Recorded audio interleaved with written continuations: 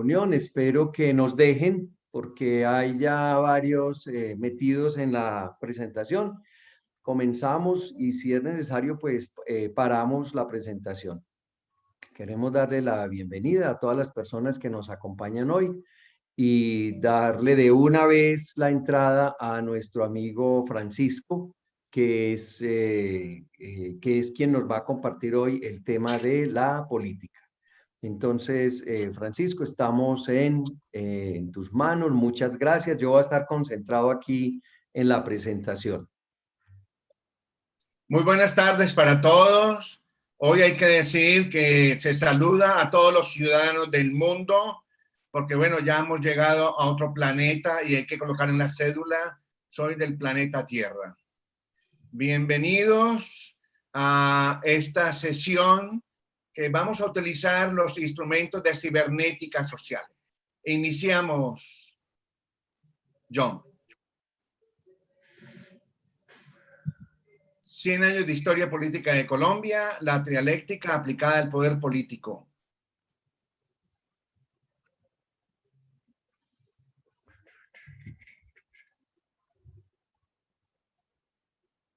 Dale. Muy bien, me presento, me llamo Francisco Eduardo Mejía Lema y estoy a cargo de esta sesión que espero podamos compartir y aprenderla juntos.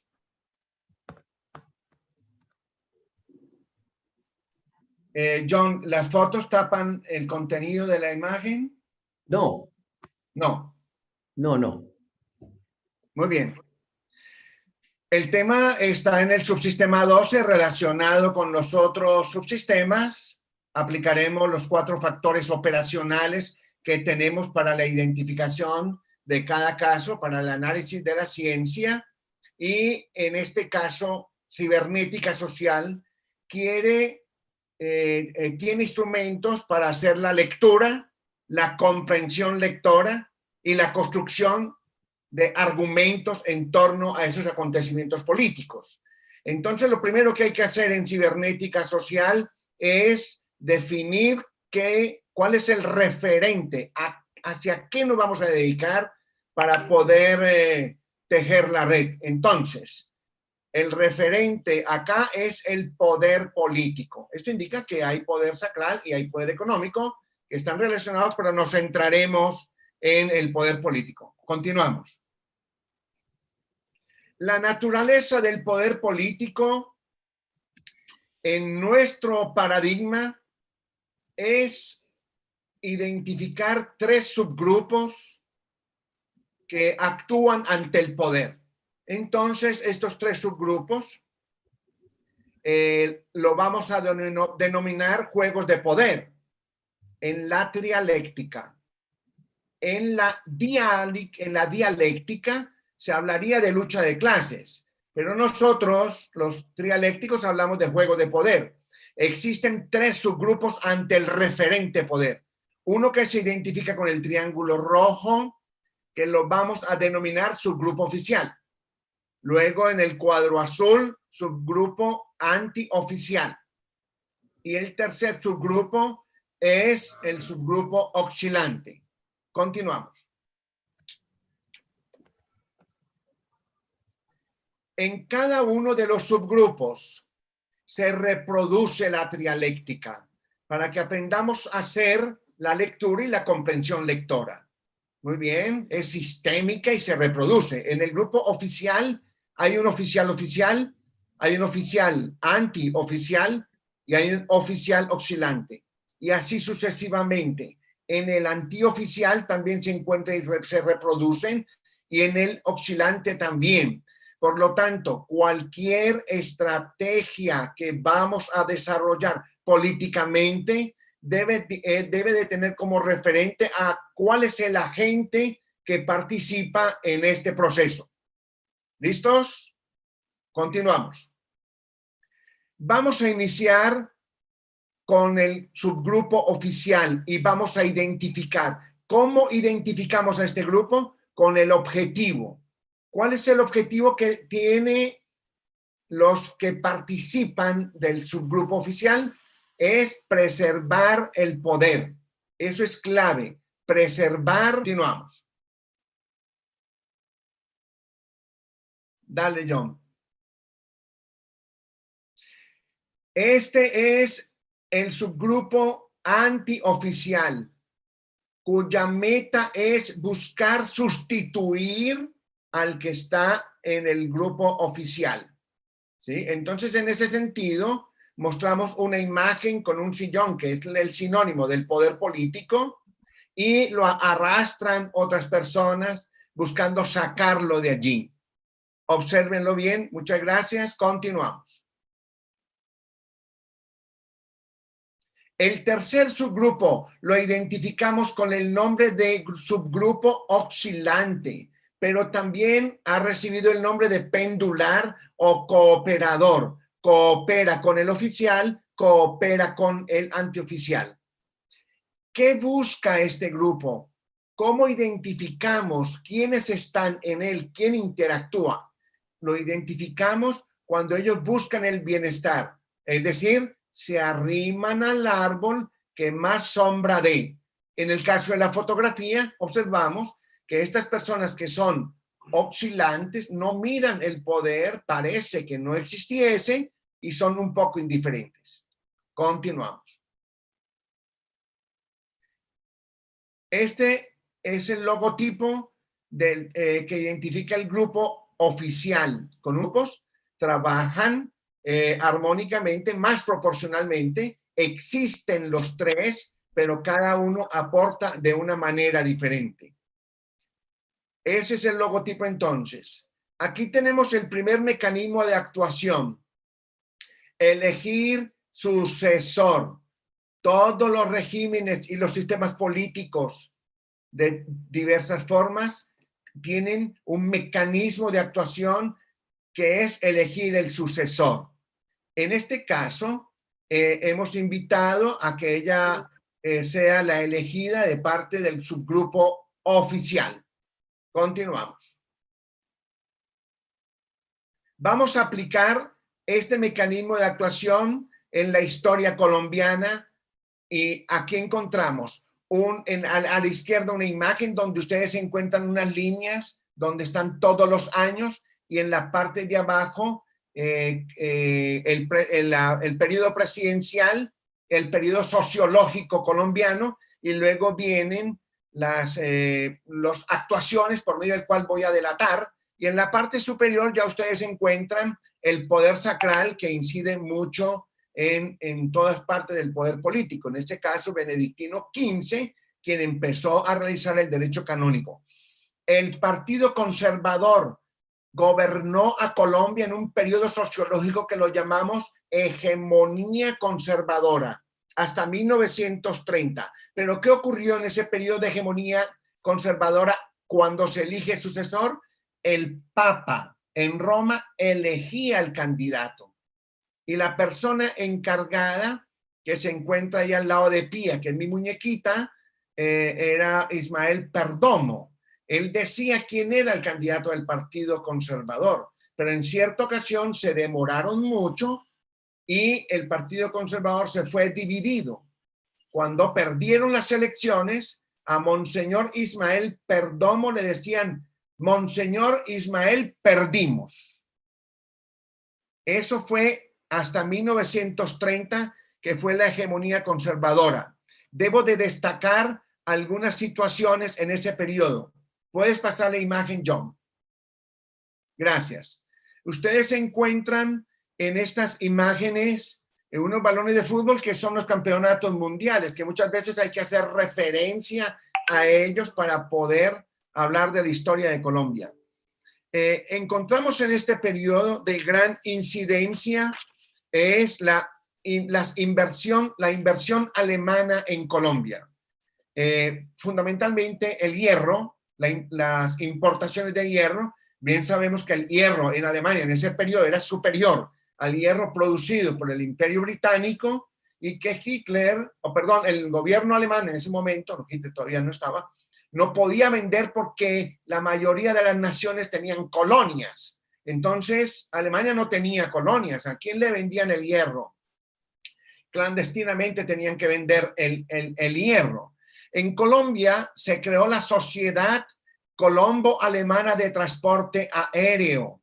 5 empresarios colombianos y 3 alemanes la fundaron, y se generó la primera línea de aviación que fue utilizada por el ejército para el caso de la guerra con Perú. Pero esto está significando el antecedente de origen de la empresa colombiana Avianca, con capital alemán. También tenemos desde el año de 1930 la aparición del Volkswagen, que es, dijéramos, inversiones alemanas en América Latina. Y tenemos también ¿qué fue el caso? De las trilladoras del eje cafetero. Las trilladoras de café son capital alemán. Aquí hay que hablar algo claro.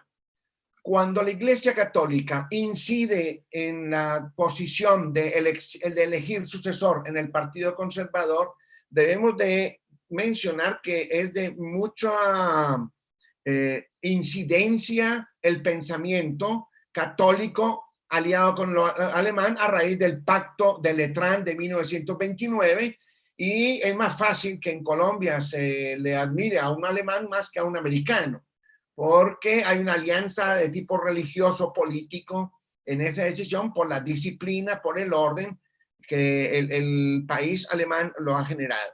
En ese periodo de Miguel Abadía Méndez, que ustedes lo ven de color azulito, que indica que es el Partido Conservador, y en rojo está el Partido Liberal. En ese punto de Miguel Abadía Méndez, ustedes encuentran los acontecimientos en Colombia de la United Fruit Company, la compañía frutera que en la costa atlántica colombiana le dio pie a Gabriel García Márquez para ir escribiendo sobre 100 años de soledad. En ese periodo se crea también la Federación de Cafeteros, que el sector agropecuario. Colombia vive hasta 1975 un predominio del sector rural sobre el sector urbano. Aquí cerquita hay un municipio que se llama Circasia, y tenía tanto poder la Iglesia Católica que un masón que falleció, Braulio Botero, no lo dejaron enterrar en el cementerio católico. Entonces, la familia tomó la decisión de enterrarlo en la finca, y el sacerdote generó un problema enorme porque dijo que el cuerpo de este masón estaba contaminando las aguas, y tuvieron un problema jurídico. Este problema jurídico se salvó en la medida en que hubo un cambio de gobierno. El grupo oficial perdió, conservador, y el grupo antioficial, que era liberal, pasó a gobernar el país durante 16 años y se le llamó la República Liberal.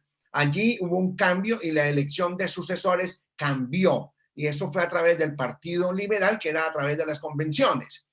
El Partido Liberal viene alimentado de unos jóvenes educados de Europa y que trajeron una renovación en el comportamiento político, que fueron Alfonso López Pumarejo, por ejemplo.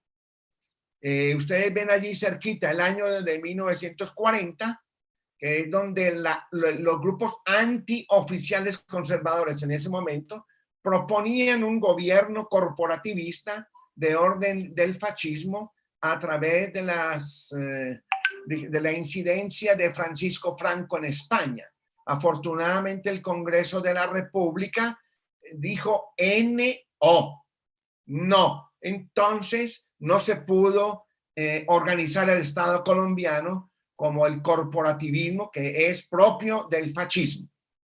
Podemos continuar. John. Gracias.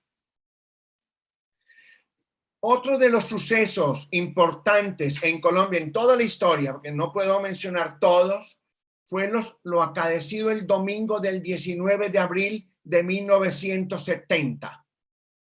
Aquí Pachín, les presento a Pachín. Él dice: de día votó la gente, de noche votó el gobierno. Allí, en el último periodo del Frente Nacional, que era una alianza entre liberales y conservadores, liberales y conservadores.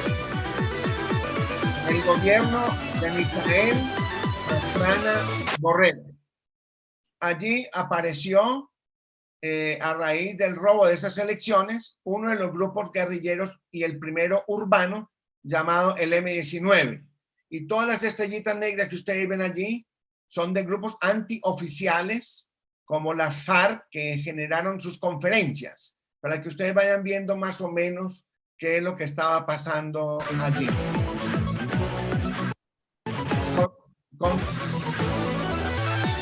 John. Gracias, John. Puedes cambiar. En este mecanismo de actuación de elegir sucesor, no, todavía no lo cambie, John. Dale para atrás. En este mecanismo de actuación de elección, debo retomar un tercer periodo interesante de analizar, que fue el caso de la Yidis política. ¿Qué pasó con la Yidis política? Se conoció ese caso como el caso del articulito. La Constitución del 91 le cambiaron un artículo, pero ¿cuál era? El de la reelección. Para que el presidente Álvaro Uribe Vélez I lograra su presidencia Álvaro Uribe II, la señora Yidis Medina, que era representante del Partido Conservador, fue la protagonista, y ella cambió su voto y dio su voto por notarías para que Álvaro Uribe Vélez lograra la reelección. Y el otro conocido conservador no asistió a la sesión, y por lo tanto nuestro país se vio en la aprobación de un decreto que se llama el articulito, que no era más y nada menos que reelegir a Álvaro Uribe. Teodolindo. Teodolindo, sí señor, Daniel. Muchas gracias, Teodolindo. El otro caso a mencionar de reelección, de elegir sucesor, fue el caso de Aida Merlano, mucho más actual, fue en 2019. Ella delató el modus operandi que todos los colombianos conocemos, pero que delató milimétricamente qué era lo que se hacía. Entonces, esta representante del Partido Conservador, es congresista del año 2014 al 2018, denunció el caso de fraude electoral y a ella la metieron a la cárcel para que se quedara callada. Pero ella fue mucho más allá, y en un momento determinado de la cárcel tuvo un problema de odontología, y en un caso cinematográfico se escapó del sitio donde le estaban haciendo su trabajo dental y logró escaparse porque ella sabía que la iban a desaparecer, ¿sí? Entonces pidió ese permiso en la cárcel, se fue a odontología y se escapó para Venezuela. Finalmente, esto está indicando que hay una dudosa ortografía en la elección de Iván Duque como presidente actual.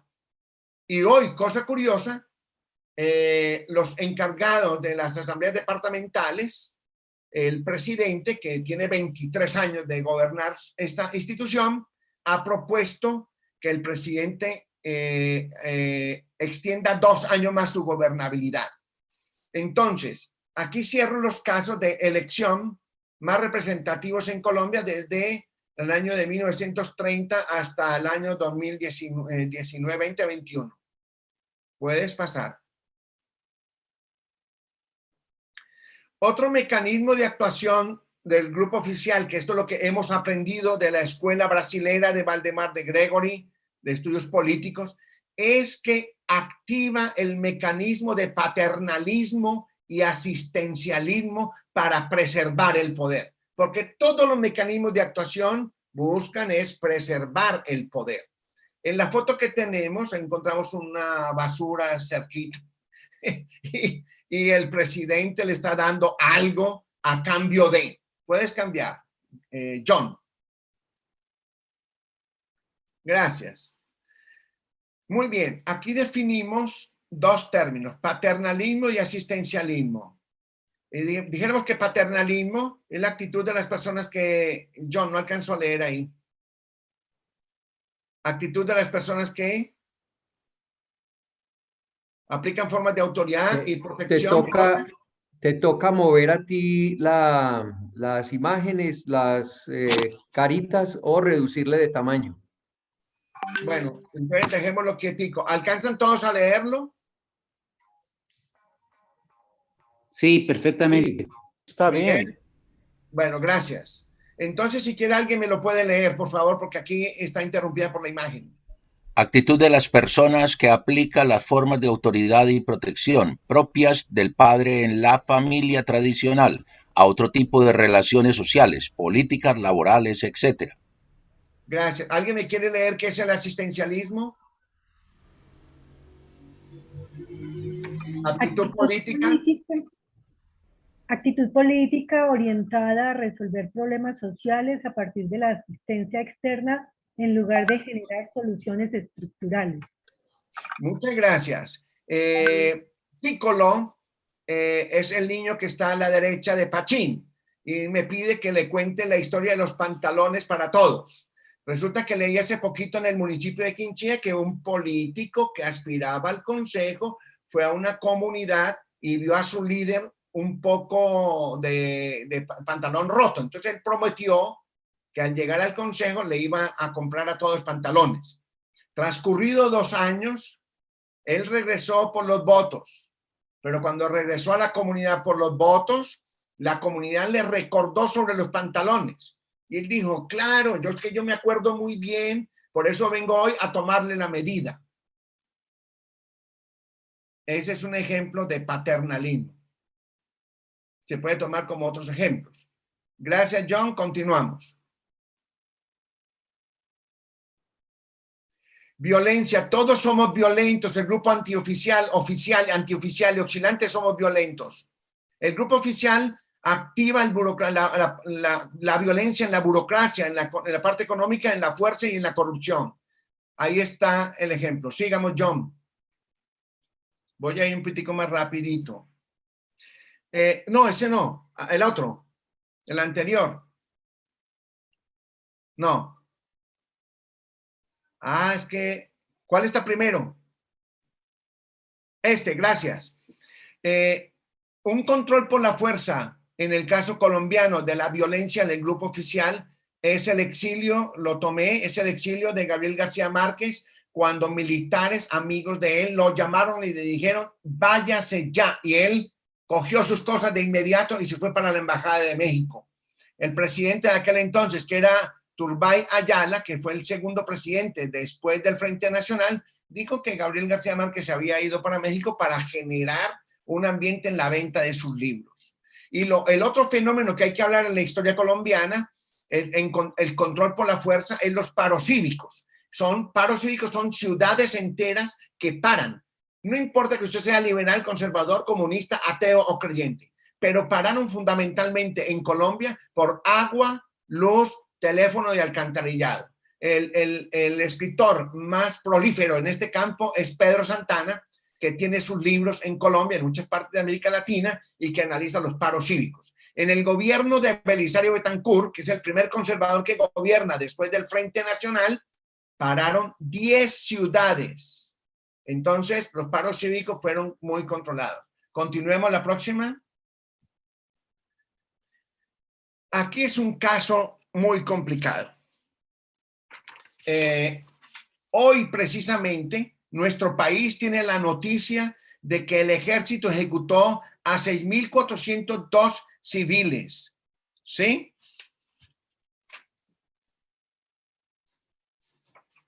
Acá está. Eso fue denominado falsos positivos. Aquí me demoro un poquitico.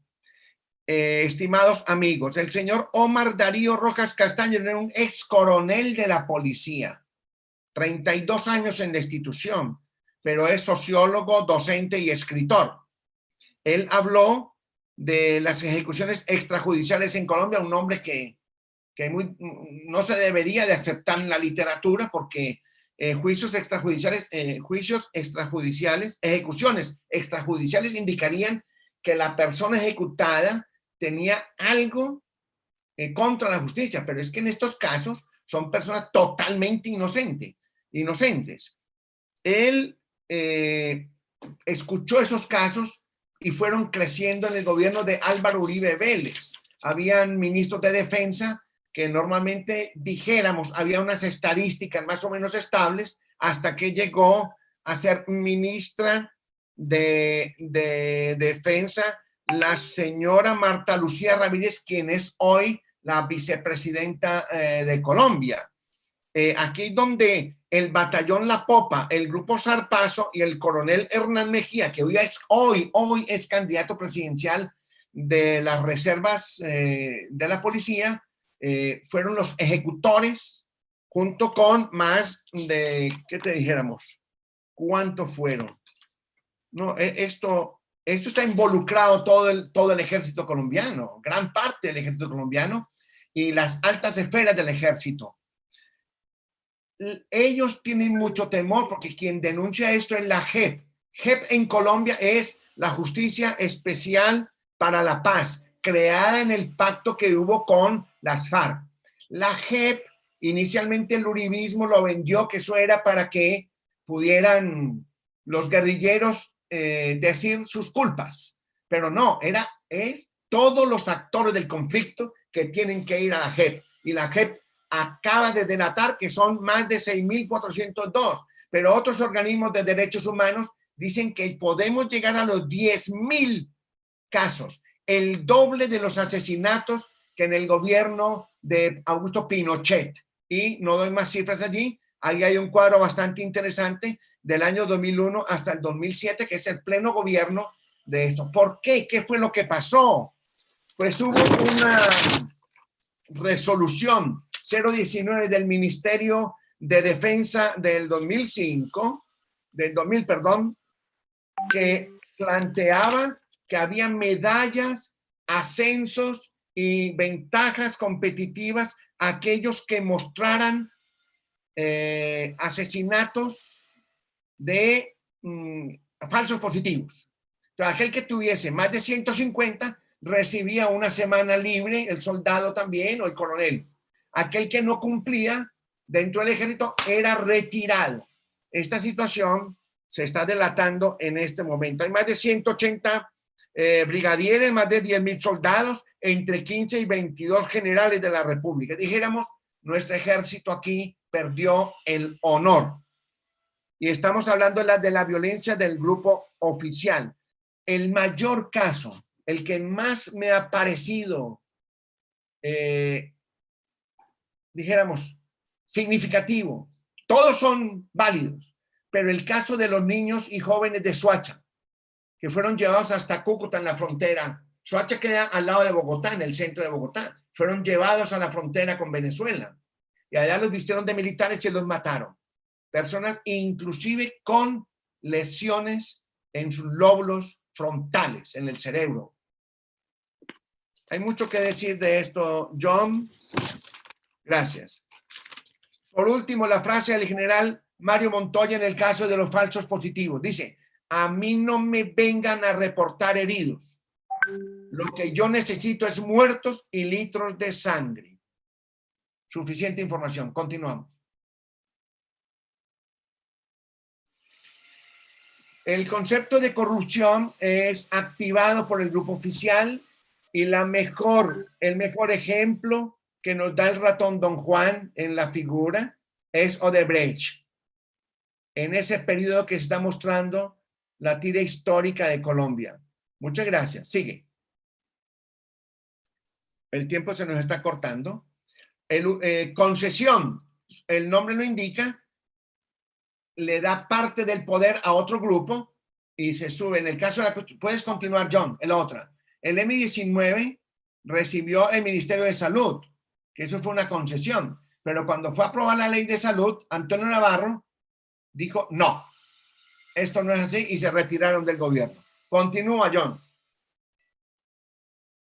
Vamos a ver el caso del subgrupo antioficial. Ese es el logotipo que Cibernética Social ha tomado la decisión de identificarlo. El cuadrito.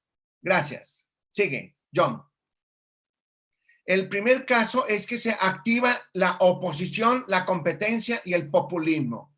Usualmente al gobierno se le opone, hay mucha competencia, son muy ágiles para competir los antioficiales contra el gobierno y también activan el populismo. Ojo, no es lo mismo popular a populismo. Populismo es una situación que demuestra, dijéramos, que no atienden lo estructural, sino lo coyuntural. Continuemos. John. Gracias. Otro mecanismo de actuación es ser ilusionista. El grupo antioficial sueña con tener el poder y estar montado en el podio. Pase, John.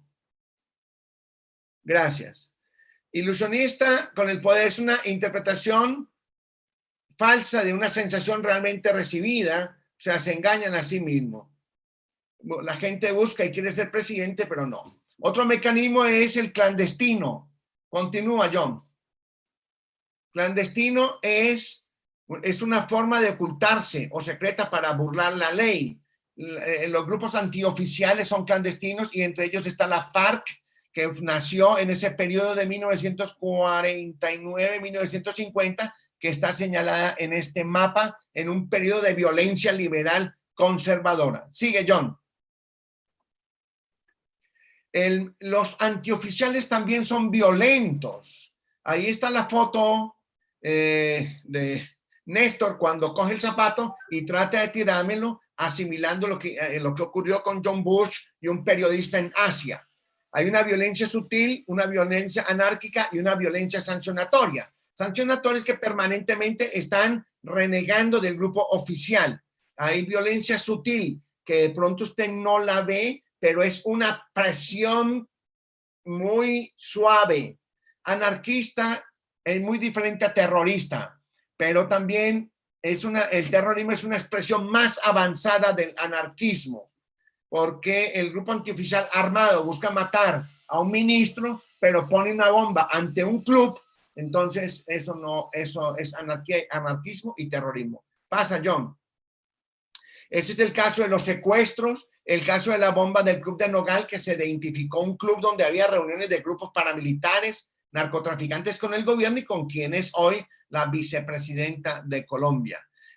También en la violencia de los antioficiales destaco el caso del secuestro de todos los diputados del departamento del Valle del Cauca, por medio del cual duran como varios años en secuestros de parte de la FARC. Continuemos, John. Otro mecanismo de actuación es deslegitimar y reivindicar. Siempre lo que hace el gobierno no sirve absolutamente para nada. Y reivindican desde que si yo estoy en el poder, podría hacerlo mejor, que es el caso de las vacunas hoy. Qué pena, pero vamos un poco rápido. John, continúa. El mecanismo de actuación del subgrupo oscilante o pendular. Ese es el logotipo que vamos a utilizar, que es el tercer subgrupo para que marquemos la trialéctica en los juegos de poder. Es conformismo, indiferencia, neutral y tendencioso. Ahí está en la fotografía que demuestra ese tipo de mecanismos. Pasa, John, la figura. Vamos a definirlos. Alguien que me lea qué es conformismo. Dice, conformismo, actitud de una persona que acepta fácilmente cualquier circunstancia, pública o privada, especialmente cuando es adversa o injusta. Muchas gracias. Indiferencia. Se pasaba la tarde mirando la televisión con indiferencia. Es el grado hasta el cual los miembros de un grupo social cambian su comportamiento, opiniones y actitudes para encajar con las opiniones del grupo.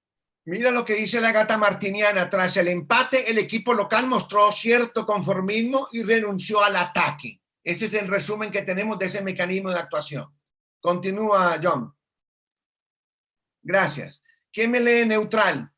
Neutral, que entre dos en contienda permanece sin inclinarse a ninguna de las partes, que no es del uno ni del otro. Tendencioso, que muestra parcialidad y manifiesta o implica tendencia hacia un fin determinado, o especialmente en los escritos, discursos, noticias. Esos dos mecanismos de actuación son importantes. Continuamos.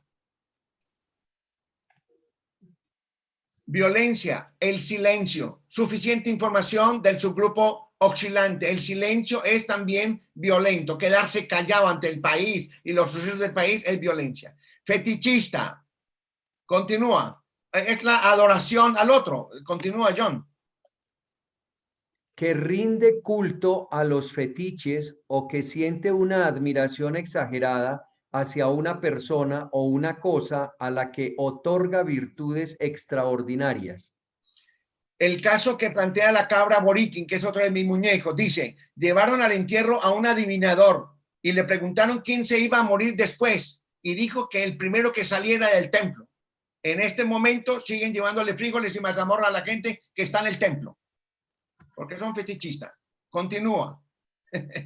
Fatalista y escéptico. Sigue, John. Fatalista. Doctrina según el cual el destino del hombre está determinado de antemano, independencia de lo que haga o quiera. Escéptico. Que duda o desconfía de la verdad, eficacia o posibilidades de algo, especialmente de las creencias comúnmente admitidas. Se dice actitud escéptica. Muy bien, a lo que dice Martinian, amiga Tica dice que el Deportivo Pereira, que es mi equipo favorito, no podrá ser campeón del fútbol nacional. Muy fatal, muy escéptico. Siga. Dale. Este lo tomé de los documentos de Valdemar de Gregory. Es un juego triádico disputándose todos contra todos, 2 contra el tercero y 3 proporcionalmente. Ahí están los 3 subgrupos que tienen relación directa con el cerebro. El subgrupo oficial se acerca más oficial al cerebro central. El subgrupo antioficial se acomoda más a ese cerebro. El cerebro racional se acomoda más fácil al subgrupo antioficial. Y el cerebro y los grupos oscilantes, dijéramos, tienen más predominio de lo emocional. Continúa. Ya vamos a finalizar. Ya lo decía Marx, dice Claudina. El hombre piensa como vive, no vive como piensa. Cada cual piensa de acuerdo a su posición social. Lo que no sabía él, Marx, era que el cerebro tiene 3 modos de percibir, pensar, sea cual fuese la posición social de su dueño. Y vea lo que dice acá nuestra amiga Lucy, el cerebro izquierdo, el cerebro derecho y el cerebro central. Por eso alguien me decía, Francisco, ¿qué hacemos con personas supremamente pobres que están con el uribismo? Es que el problema no es lo que decía Marx, es la tendencia de su dominancia cerebral. Continuamos. Les pongo como tarea a todos los asistentes y que escuchen, que me puedan escribir sobre estos mecanismos de actuación, que usted puede verlo después y ampliarlo para que podamos hacer un documental sobre este campo en América Latina. Gracias por su aporte. Sigamos. Esta es la bibliografía. La mayoría de los textos son de Valdemar de Gregory y de algunas personas que han trabajado cibernética social. Ahí faltan muchos documentos, pero dijéramos que tenemos una biografía del tricerebro. Gracias. Continuamos. Muy amable por escucharme. Ahora los escucho a ustedes. Gracias. Bueno, buenas tardes. Muchas gracias, Francisco. Vamos entonces con las personas que están. Se redujo mucho el grupo porque algunos salieron, los estaban usando para poner mensajes, pero esas personas se conectaron por YouTube. Les mandé el enlace para YouTube y después, pues a quienes no dejé entrar, les pasaré la información. Muy bien. Aprovechemos entonces este momento de paz y tranquilidad para que quienes están hagan preguntas o comentarios alrededor de lo que nos ha presentado Francisco. ¿Quién abre micrófono para preguntar?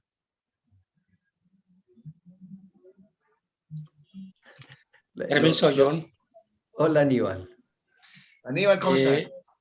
Francisco Eduardo, te felicito, una muy buena presentación. Con tu venia, yo quiero hacer 2 complementos. Número 1, que además de algunas asambleas departamentales están promoviendo el que Iván Duque siga en el gobierno, fundamentalmente lo está liderando en la Federación Nacional de Municipios y la Asociación de Ciudades Capitales.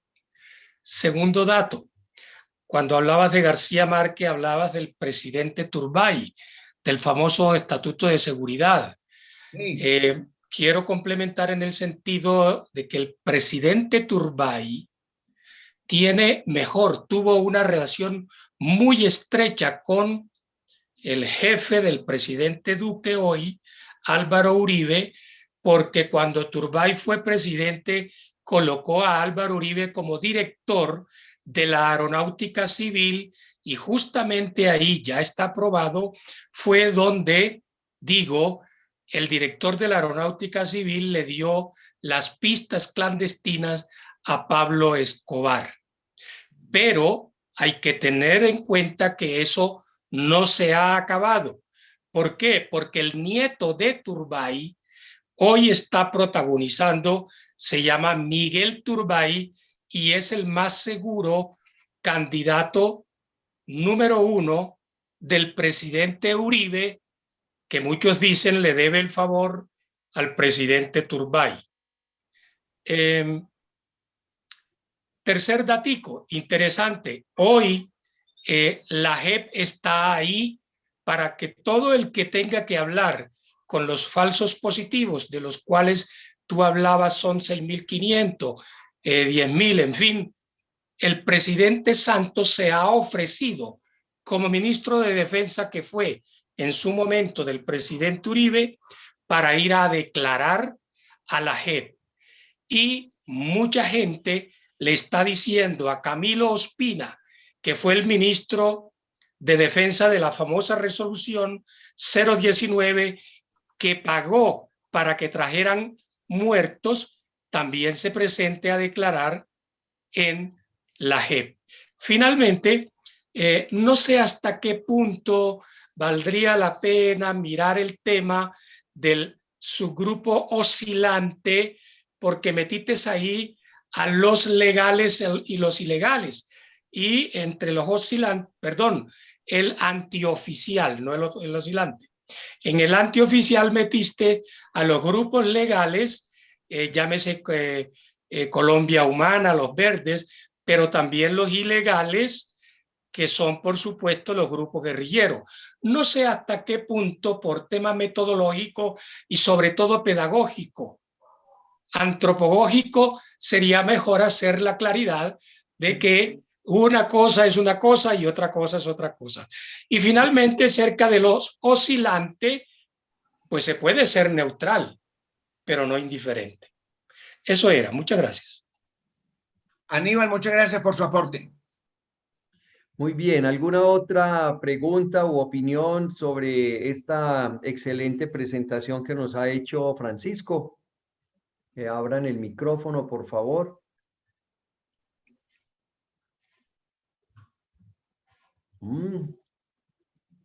¿Fue impactante y los dejó mudos o no hubo claridad? Cuenten a ver cómo podemos aprovechar la presencia de Francisco hoy.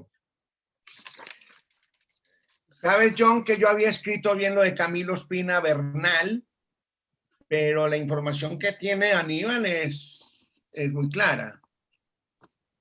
Perfecto. Muy bien. Por aquí abrió Valdemar.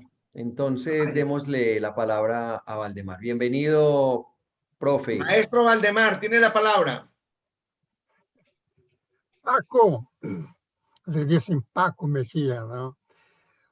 Tú fuiste candidato a alcalde en Dos Quebradas. Cuéntanos un poco de tu experiencia, de tu campaña política para ser alcalde. Gracias. Fui candidato a la alcaldía del municipio de Dos Quebradas y fui candidato a la Cámara de Representantes en la última elección. El juego triádico es activo. De las cosas que más me ha gustado es que vivo ese juego permanentemente.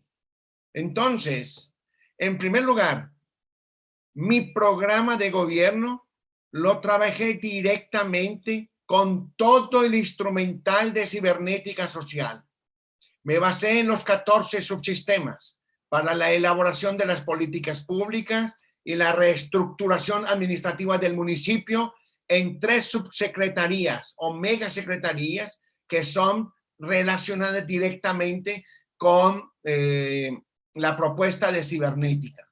En el caso de la Cámara, en el mismo grupo político que me apoyó, había un juego muy raro porque se dividió en 3 y un grupo de ellos apoyaron, 2 grupos de ellos apoyaron a los liberales y una sola parte del grupo me apoyó y en un momento a otro me dejó al lado.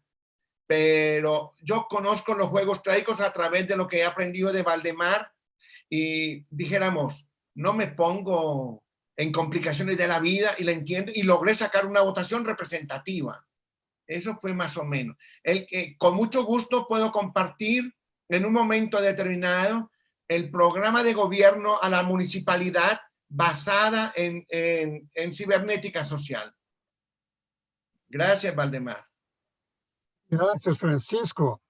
Te voy a pedir un favor, que tú eres uno de nuestros cibernéticos políticos más fogueados entre nosotros. Te pediría un favor, que en algún momento redactes cómo sería un programa para preparar los cibernéticos a que fueron candidatos a la Cámara y a una alcaldía. ¿Qué programa? Porque queremos empezar un movimiento político, queremos salir un poco de la educación y entrar un poco más a la lucha de poder. Pero nuestra programación, nuestra capacitación es toda de educación.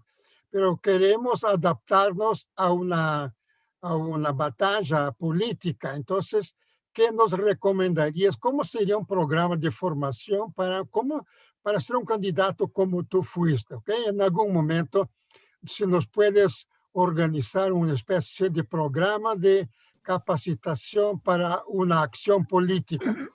¿Cómo sería? Ya que tú tienes la experiencia entre nosotros, tú eres el que tiene más experiencia sobre esas cosas. Te agradecería mucho que pudieras hacer sugerencias sobre esto. No se ve muy bien qué es lo que está ahí. Ese es un documento, Gregory, donde el título se llamó Súmate al reto de gobernar bien. Aquí ahora sentimos, pensamos y actuamos por Dos Quebradas. Como es un municipio pequeño, yo creo que hay que aprender a manejar los instrumentos de cibernética. Y la estrategia 1 de 3 la llamé ciudadanas y ciudadanos de sí mismo. Y trabajamos políticas públicas en el subsistema 1, 2, 4, 5 y 10. La segunda estrategia fue la de ciudadanas y ciudadanos del saber. Todo está relacionado con cibernética. Aquí se encuentran las políticas públicas del subsistema 06 en el caso de comunicación, el 7, el 11, el 12 y el 13. Y finalmente, la tercera estrategia, ciudadanas y ciudadanos de la riqueza. Está el subsistema 3, el 6B de la movilidad, el 8, el 9 y el número 10. Y bueno, yo trabajé un poco, acá que se hizo esto, y puedo compartir cómo se hizo el programa con las políticas públicas relacionadas con esos 3 lineamientos que plantea la cibernética.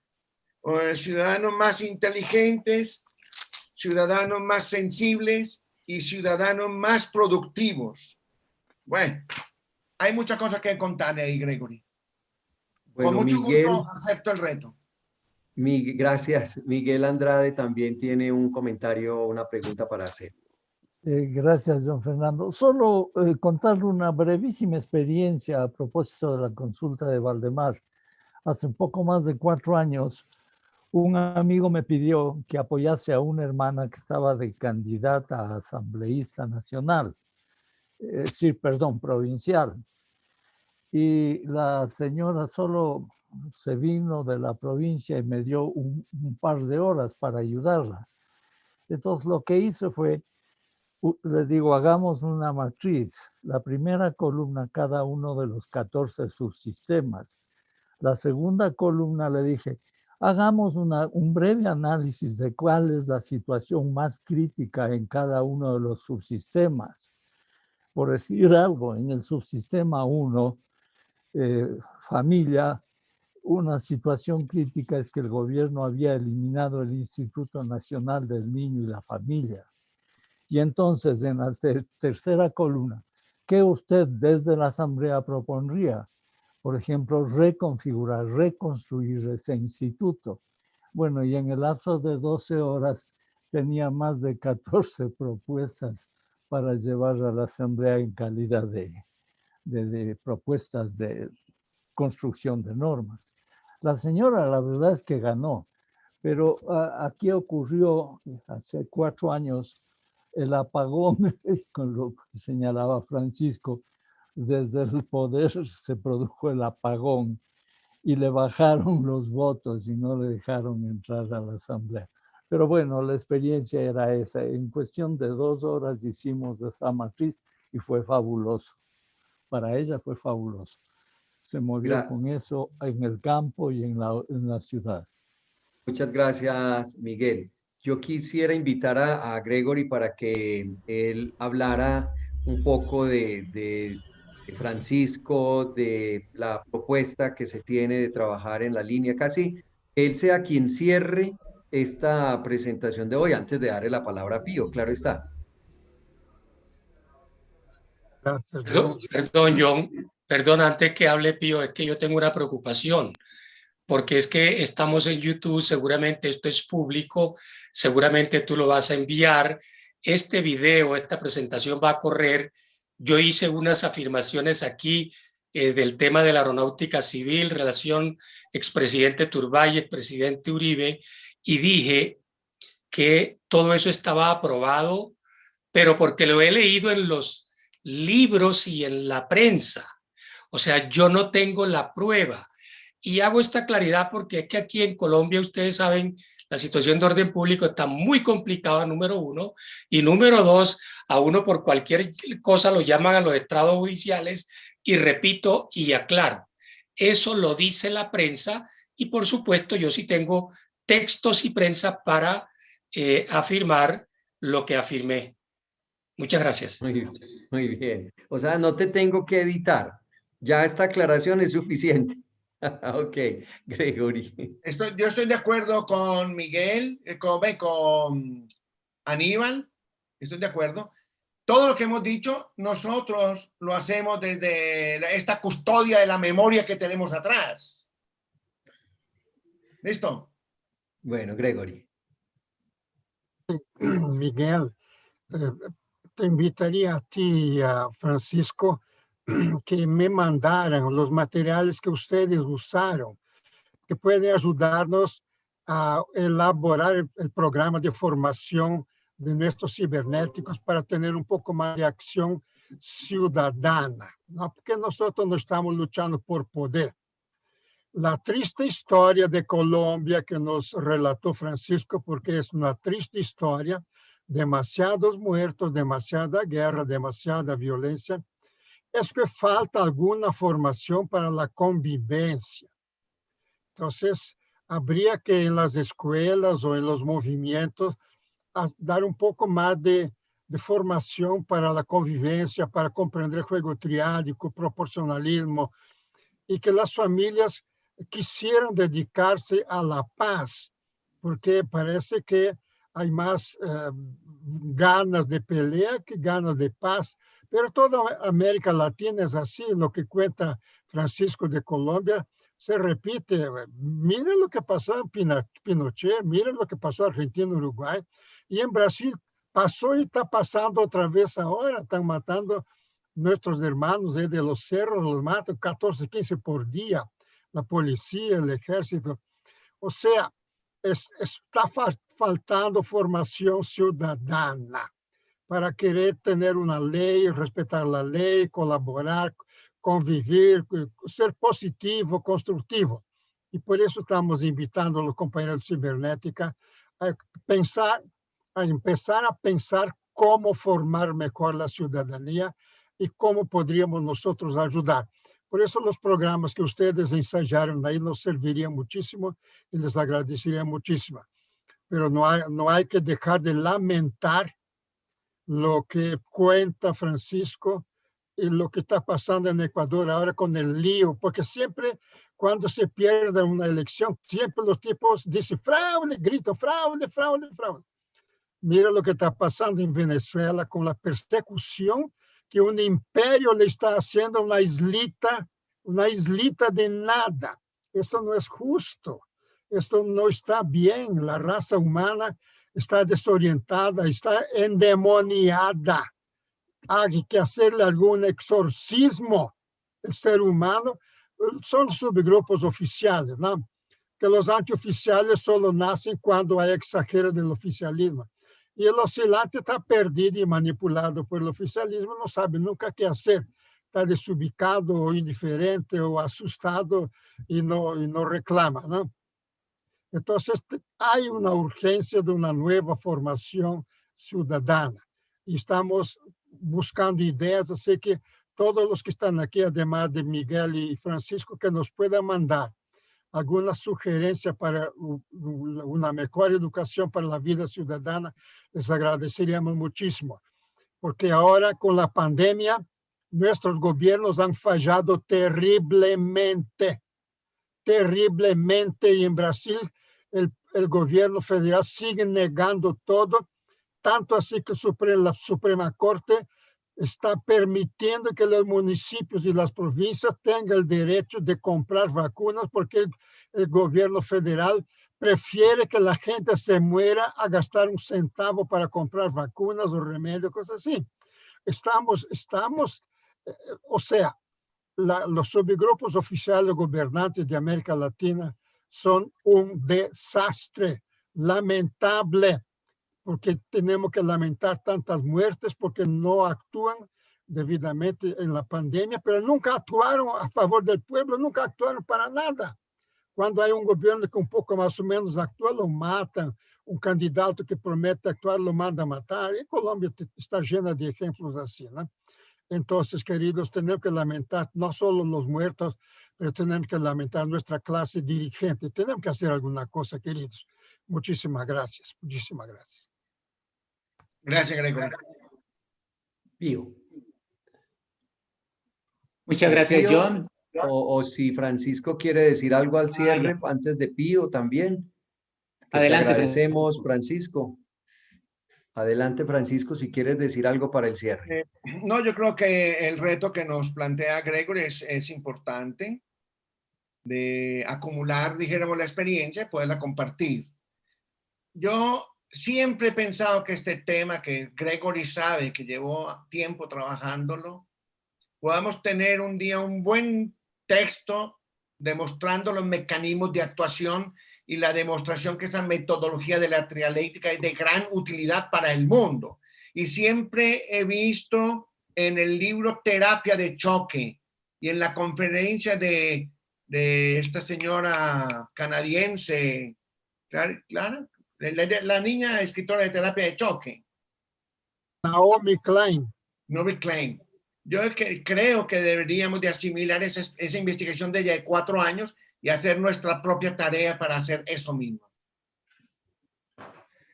Muy bien, Pío. Gracias, John, y gracias a Francisco. Realmente muy valiente y la presentación, porque decir cosas en público en Colombia es, como decía Aníbal, un riesgo. Pero pues sabemos que es así y nos cuidamos como nos cuidamos del coronavirus, no sea el diablo. Ahora, hablando de formación, me parece que, claro, es muy importante la formación. Las herramientas de cibernética social nos han mostrado que para la vida personal, para nuestra vida familiar, son fundamentales, indispensables para poder establecer metas, conducirnos con cierta tranquilidad, armonía. Pero pues hay que ir más allá y somos miembros de una comunidad regional, latinoamericana y mundial. Y es una situación de desgaste realmente lamentable que estamos viviendo en todo el mundo, y este enfoque que nos ha dado Francisco es muy valioso. También quisiera señalar que es importante aliarnos con las personas que desde esquemas bien parecidos vienen trabajando y vienen muy preocupados por toda la transformación social.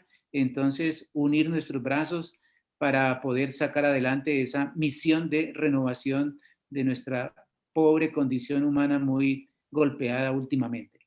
Listo, nos veremos la próxima semana. Vamos con la canción.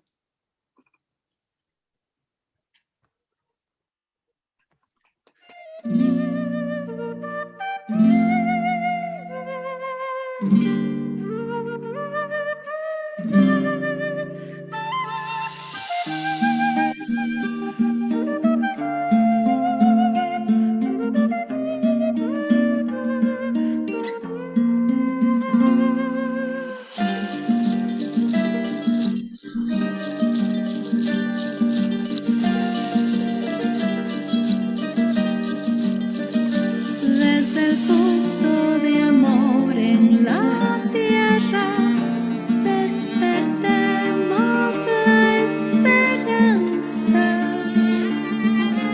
de crear un mundo humano hacia lo proporcional.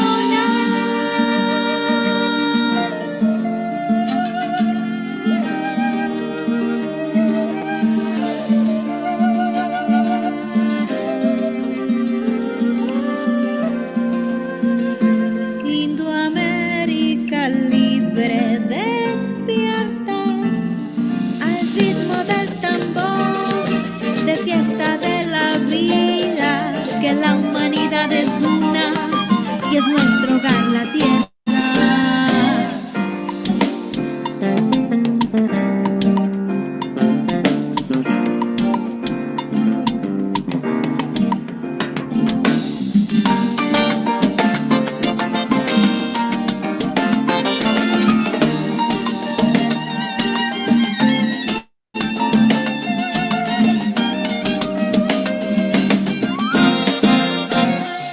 Que todos vayamos juntos, que nadie se quede atrás.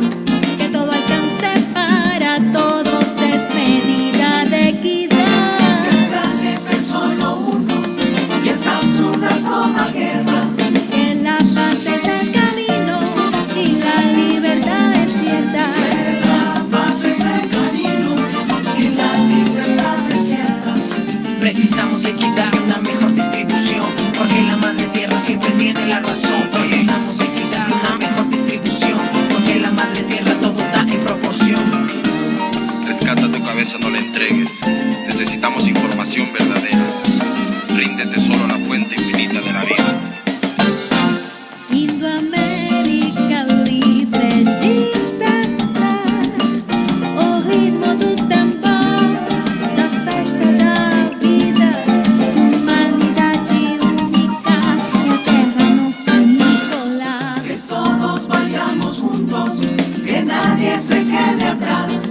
Que todo alcance para todos es medida de equidad.